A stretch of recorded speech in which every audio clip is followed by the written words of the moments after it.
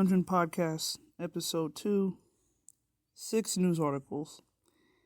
Something that I like to do sometimes is whenever I'm searching something on Google, I'll look at the trending searches just out of curiosity. And so I wanted to kind of do something a little bit more laid back, sort of like my first episode, and just kind of discuss some things that I thought would be pretty interesting. Starting with the first one from US Weekly. King Charles III's guard horse bites tourist posing for photo at Household Cavalry Museum in London. It says footage taken outside of the Household Cavalry Museum on Monday, July 22nd showed a large crowd of tourists surrounding a soldier and his horse, who appeared unsettled as several people approached to try and pet the large animal. And if you look in the video, there is a warning sign on the wall right next to the horse that says, "Beware, horses might kick or bite. Don't touch the reins. Thank you." Do I want people to get hurt? No, I don't. Did this person get what was coming to him, though? Yeah, kinda. I don't understand why this keeps happening. I've heard and seen so many different stories of people approaching soldiers that are just posted up outside of, I don't think it's where the royal family is actually at, but they'll just be guarding certain places in London and stuff, and people will just approach them even though you're supposed to keep your distance because they're on duty, and they'll yell at people and scare the crap out of them. I don't know, maybe it's like a foreigner thing, like whether you're American or whatever, to where because they're not your soldiers, you don't take them as seriously. Like for instance, Americans have a lot of respect for their military, so if they see somebody from their army, they're not going to react like that. They're not going to just sit there and just mess with those people. They would be like the outcasts of society. Nobody would respect that. But because they're going to another country and they're like, oh, look at their dumb, goofy, tall hats. It's like, and I guess the severity is kind of lowered a little bit. I have no idea. I don't know why it keeps happening, but apparently they train their horses to do this stuff too. So I think it's kind of funny, but I just kind of wanted to start off with that one because I don't know. You scroll down this article, it says that last year a tourist posing for a photo with a king's guard horse was shocked when it bit her ponytail and dragged her off balance. And then April of last year, another tourist attempting to take a photo with the king's guard was headbutted in the arm by the soldier's horse. This is actually kind of fascinating to me. I'm over here like, should I do another video where I just look into how horses or how animals used to be trained for the army? Because I didn't know that you could do stuff like this with horses specifically, like train them to fight. like whenever I think of animals being trained to do anything, I think of like our canine unit here in the US. I think of dogs, I never think of horses just riding into battle, just tearing people up. So stupid. But yeah, I don't know. It's so weird. It just fascinates me, like the guards and stuff there. And I wanted to put that one out there. I want to talk about that first because I just thought that was so funny. Okay, next article. This is from the Economic Times. Chinese influencer, and okay, I might butcher this.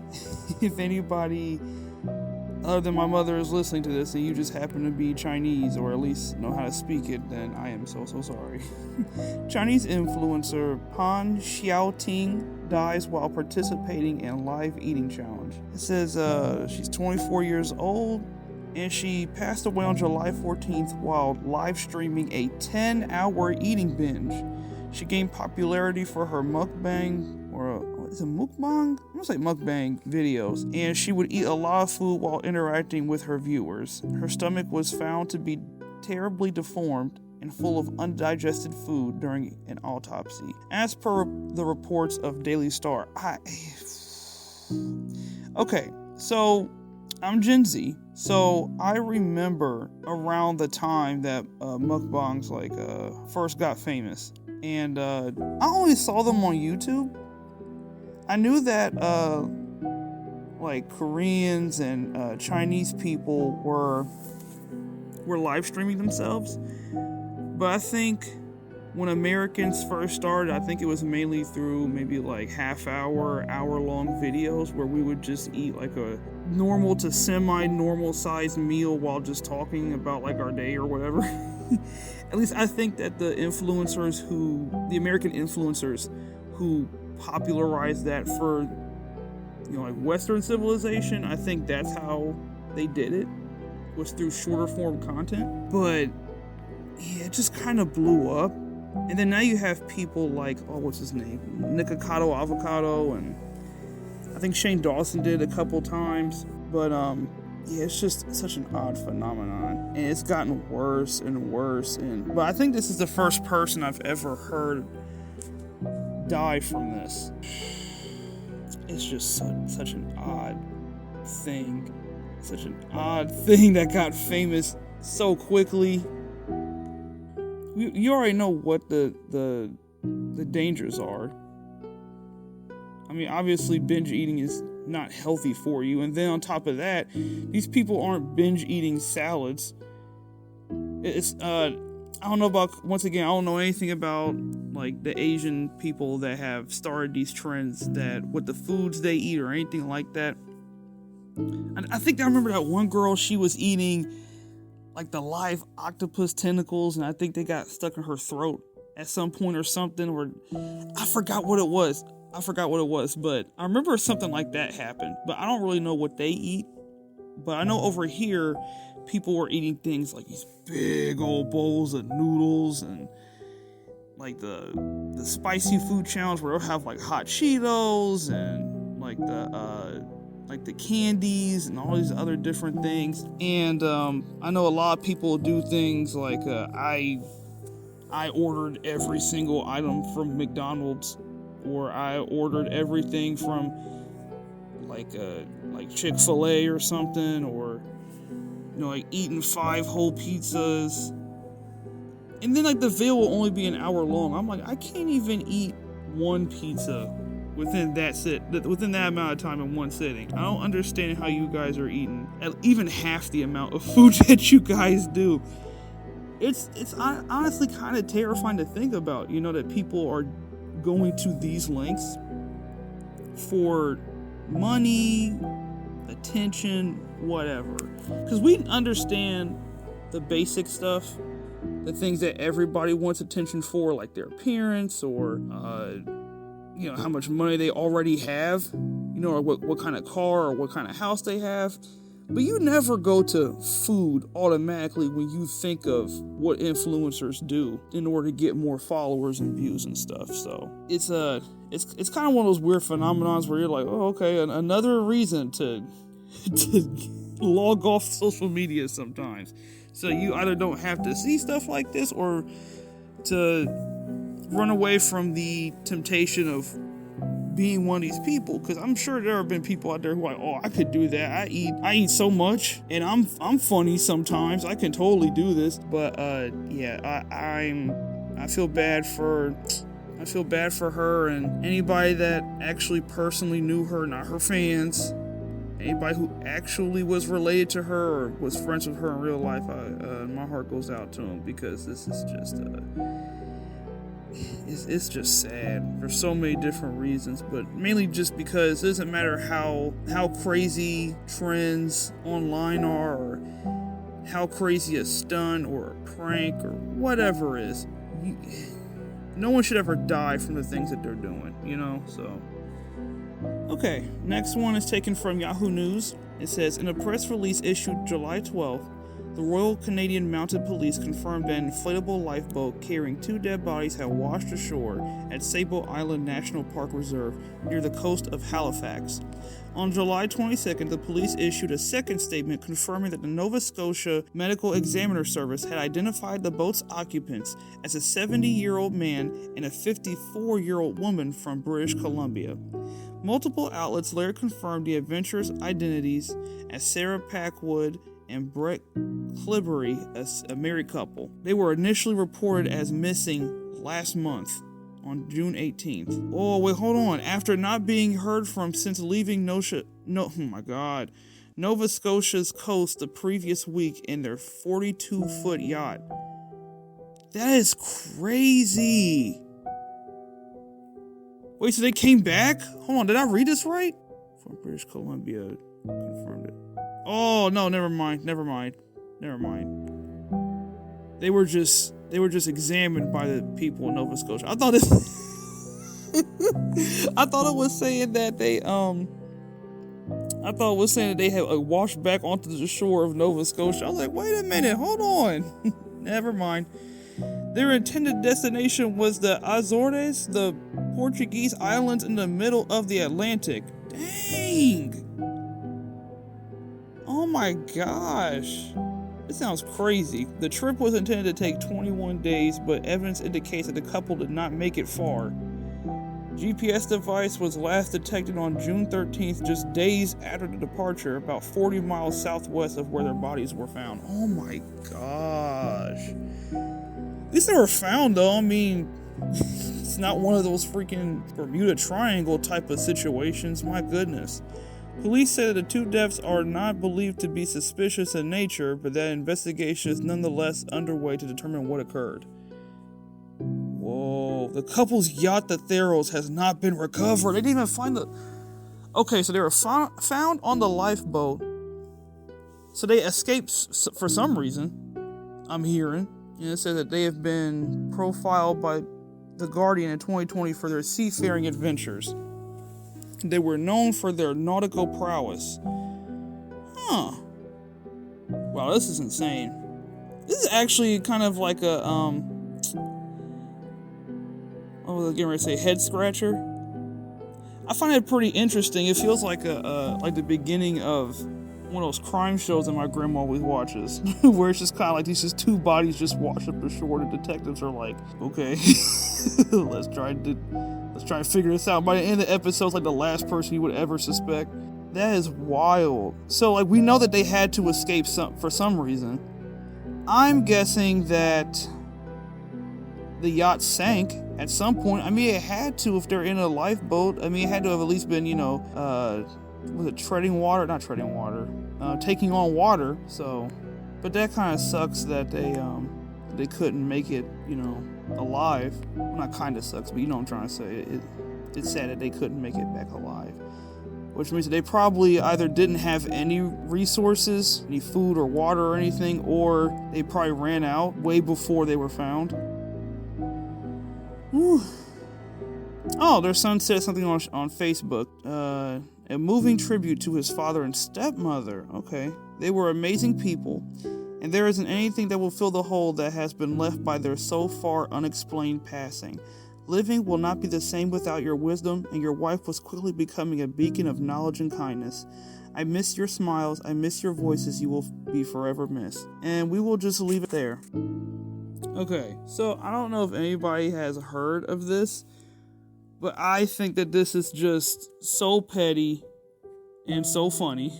It says South Korea is going to play full-scale loudspeaker broadcasts in response to North Korea's trash balloons. And what that means is, yes, it literally means that North Korea has been sending their trash over to North Korea via balloons. Which, I'm just like, what kind of... I mean, if there's going to ever be a war between these two countries, I prefer it to just be this, right? But at the same time, it's like, what is the end game here? What are y'all doing? I hope it never escalates and it just stays like this for like 5 decades. It's like if the Cold War had 0 consequences, I love it. I love it. says North Korea on Sunday. Oh, I'm sorry, this article was posted by The Hill. North Korea on Sunday sent a new batch of balloons likely carrying trash towards South Korea, which vowed to play full-scale loudspeaker broadcasts in response. South Korea's Joint Chiefs of Staff said the balloons crossed the border on Sunday morning and flew north of Seoul, the South Korean capital. The military said it would expand loudspeaker broadcasts at all major sections of the 154-mile-long border between the Koreas. The North Korean military's tension escalating acts can result in causing critical consequences for it, the South Korean Joint Chiefs of Staff said in a statement. The responsibility for this kind of situation is entirely on the North Korea's government. So basically they're just like, they did it first. We're just retaliating. I hate those guys. I hate those guys. We don't sit with those girls. This is awesome. This is awesome. The move comes days after South Korea resumed frontline propaganda broadcasts for the first time in 40 days to respond to North Korea's previous balloon launches. Oh no, it says trash balloons in previous launches have not carried dangerous substances, but have included cigarette butts, waste paper, vinyls, and plastic bags. Oh no, it just says vinyl and plastic bags. Never mind. What are vinyl bags? What, like the reusable grocery ones? I have questions. Oh, this is so funny. And I like how North Korea is just like, well, let's not send them anything dangerous. I mean, they're just like basically giving them, I can't say that because it says cigarette butts, but some of it's recyclable stuff. It sounds like a beef between two 70-year-old crazy guys that live next door to each other. Like, instead of yelling at the neighborhood kids that get off their lawn, they just can't stand each other. Like that whole thing to where they keep a line between their yards when they mow the lawn because they don't want to go over somebody else's lawn or accidentally mow their lawn for them, even just a little bit because they hate them that much. Oh, the level of petty. The level of petty, I love it. I absolutely love it. But anyways, I'm bringing that article up to read this one out from NBC News. It says North Korean trash balloon lands on South Korea's presidential compound. I don't even know. It says Seoul's Presidential Security Service told NBC News in a telephone call that it had tracked the balloon in real time as it was carried by the winds across its nuclear-armed neighbor's border until it eventually landed in the presidential compound. It actually says until it eventually landed in the presidential compound in the South Korean capital, and it posed no danger. So, once again, just like the other article we were reading, North Korea is very thoughtful in the trash that it chucks over its walls, which is good. Balloons emerged as a new and messy weapon of war earlier this year. Okay, so it hasn't been going on that long, that's good. Since May, North Korea has been floating thousands of bags of trash to them, which have become a new source of tension between the two Koreas. Some have been filled with bottles, old batteries, and even manure. That's okay. There went the sensitivity part of it. There went them being all, I mean, I shouldn't because it's North Korea, but I try to give them props. Like, okay, we're not throwing over, battery acid or nothing crazy like that. I mean, it's batteries, but, it's not just, bags of all these awful things that could actually kill people. It's just trash. It's literally just trash. But manure. Yeah, I take that compliment back. And it says, but more recently, they have just been carrying waste paper. So I think they just ran out of trash. They just been doing it so long, they literally ran out of trash. They were like, I don't know, just yesterday's newspaper. Just put in yesterday's newspaper. Let me see here. North Korea floated another round of balloons on Sunday, which South Korea called vulgar and shameful.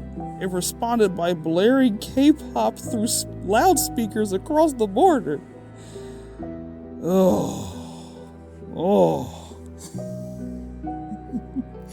We are broadcasting K-pop happy lifestyle in South Korea, the development of South Korea, and so on through the loudspeaker to North Korea. They're just straight up like, well, we're happy. I don't know about you girls. I don't know about you guys over here. But we're living our best life. I don't care how much trash you send over here. At least we're free.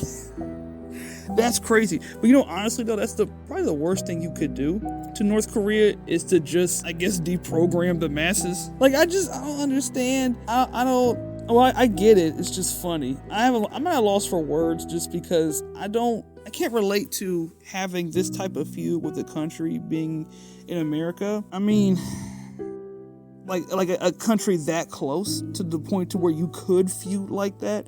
So I just think it's hilarious. All I can do is just be emotionally detached and think it's funny that these two countries are being as petty as they are.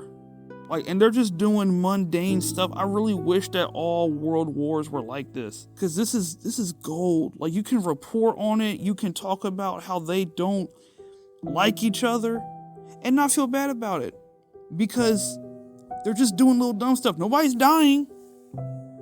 Nothing crazy is happening. They're just throwing stuff at each other. And that's it.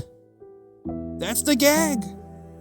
And we are here for it. The last article, it's an article taken from phys.org. It says, a cave discovered on the moon opens up new opportunities for settlement by humans. Using radar images taken by NASA's Lunar Reconnaissance Orbiter spacecraft in 2010, researchers have been able to determine that huge pits found in images of the moon may in fact be skylights to large caves and tunnels that sit beneath the lunar surface. These could be incredibly valuable to future astronauts hoping to settle on the moon, acting as a convenient shelter for a lunar base. I am excited. Cannot wait. Cannot wait. Let me tell y'all, dude, I love outer space so much. Let's go ahead and continue on with the article. The cave is accessible through a pit in the well-studied Mare Tranquillitatis, or it's probably Tranquillitatis, or Sea of Tranquility. This is a large basin made mostly of basalt. While Mare Tranquillitatis isn't likely to be the first place humans tried to settle on the moon, the existence of one cave makes the existence of others very likely. There is no ice at the lunar equator, and therefore no easy access to water for astronauts to drink, make oxygen from, and to split for rocket fuel. This makes the equator great for landing on and visiting, but a poor choice for setting up camp. Ice is likely to exist at the lunar poles though, thanks to shade protecting it from the sun's harsh rays.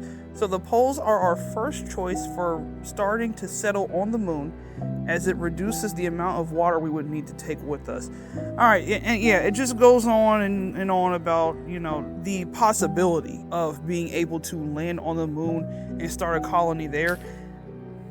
Which is kind of interesting to me, just because I know whenever we talk about whether it's a science fiction type of situation or whether or not people are genuinely trying to dissect how exactly humans would start colonizing different planets, usually the conversation is centered around Mars. So I do think it's interesting to see people be like, well, actually the moon is probably a better option. But yeah, I just wanted to put that one out there because, like I said, I keep tabs on things like that because, like I was saying earlier, I am very interested, or at least curious, about how far humans can advance when we're talking about traveling outside of Earth's orbit, because, well, not Earth's orbit, but Earth's atmosphere. I mean, with astronauts, that's been a thing for a long time, so obviously humans can leave Earth and go to other planets, or at least our rovers can, or our satellites can, But it would be interesting to see humanity progress so far that it would become so commonplace that, I'll use this as an example. So like I said before, I'm Gen Z. So I barely remember a time where we didn't have smartphones. I do not remember a time that we didn't have computers. So, using that as an example, it'll be really interesting to see a generation out there that is so used to outer space travel that they can't even imagine a time period like ours where it's not commonplace and you have to have a degree in order to be able to do that stuff. You have to have years of training.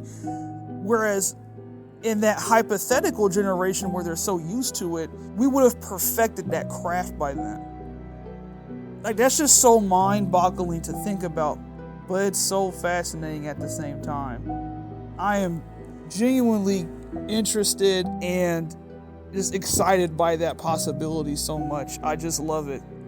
It would be nothing for me to, if it was comfortable, because I hate speed. I'm one of those people, I don't like roller coasters. So I hate that the speed, the incline, like being able to feel how high up you're going into the sky, like when you're on an airplane and it kind of does that slight incline upwards. I hate that feeling. So, but I think with spaceships, the bigger they are, the less impact you'll probably feel from that anyway. So, but that's all speculation. Of course, I've never done anything like that. But yeah, I would love to see how far this goes. But anyway, yeah, that's it. That wraps it up. Thank you all for listening to the Locked Dungeon podcast. Good night.